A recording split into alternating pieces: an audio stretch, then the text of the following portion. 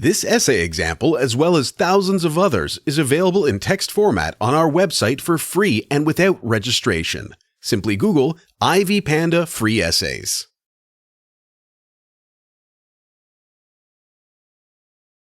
Introduction. In her TED talk titled We Should All Be Feminists, Adichie discusses contemporary feminism through the lens of her own experiences as a woman and a citizen of Nigeria. During her 30 minutes of speech, she manages to address or at least touch upon several themes that are essential for feminism per se and, in particular, in the post-colonial world. By doing so, she also uses theoretical concepts that permeate gender studies, even though she does not necessarily refer to them directly.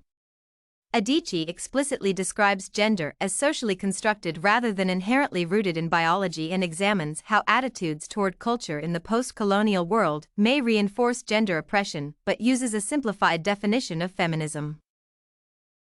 Worth mentioning things. The first thing that becomes evident from Adichie's TED talk is that the author perceives gender as a social construct rather than something inherently based on human biology. While she recognizes that the rationale to construct different genders comes from physiological differences of sexes, she always stresses that genders themselves are invariably the products of social engineering. Among other instances, this becomes evident in her discussion of a restaurant waiter greeting men and not women and assuming a woman cannot have money of her own but only those given by a man. Adichie remarks that the waiter acts under the influence of his learned assumptions about gender, which taught him to perceive women as unimportant compared to men. This observation on the author's part is entirely in line with Lorber's The Social Construction of Gender. Lorber interprets gender as a process of constructing identities that are linked to rights, responsibilities, and, ultimately, social statuses. Therefore, Adichie's interpretation of her encounter with the waiter who recognizes her as female and assigns her an inferior status as a consequence is a clear example of gender as a social construct at work. Adichie also approaches the reality of feminism in the post-colonial world, specifically, in Nigeria. She notes that one of the objections against feminism she often hears is that the subordinate position of a woman is an integrated part of Nigerian culture, which is why questioning it is wrong. While Adichie does not elaborate on this topic further and limits herself to a simple observation that cultures change, her example approaches an intricate relationship between feminism and nationalism in the post-colonial world. In Nationalism and Masculinity, Enloe points out that the nation becomes especially important for post-colonial states as a source of both legitimacy and a shared identity. To reinforce their importance after the subjugation by colonial powers, which is still relatively recent in historical terms, post-colonial nation-states assume the role of the protectors of their population's cultural identities that the colonizers suppressed. As a result, a post-colonial nation perceives existing gender hierarchies as a part of its culture to be defended and frowns upon feminist attempts to change them. Thus, a brief example by Adichie offers an insight into the complex interrelation between nation and gender in the post-colonial world. It is also worth noting how the author approaches the term feminism and the concept of feminism.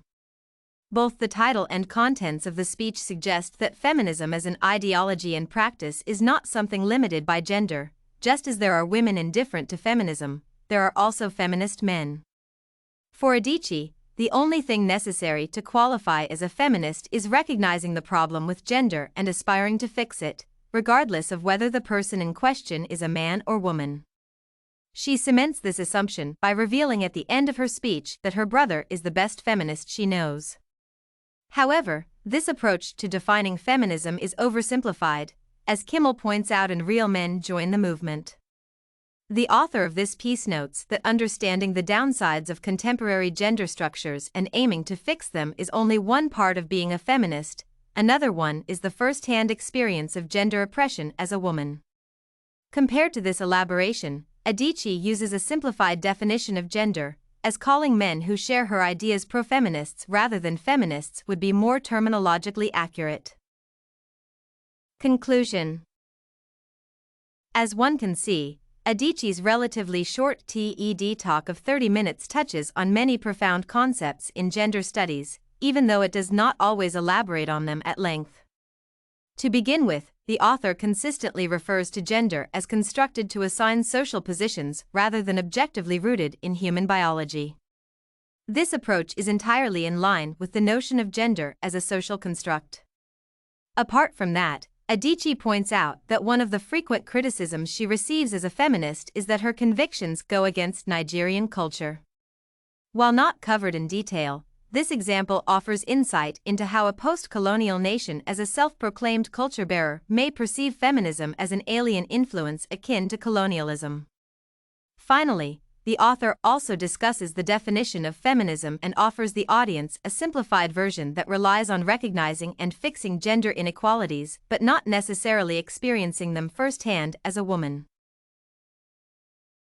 This essay on We Should All Be Feminists, Adichie's TED Talk, was written and submitted by a student just like you.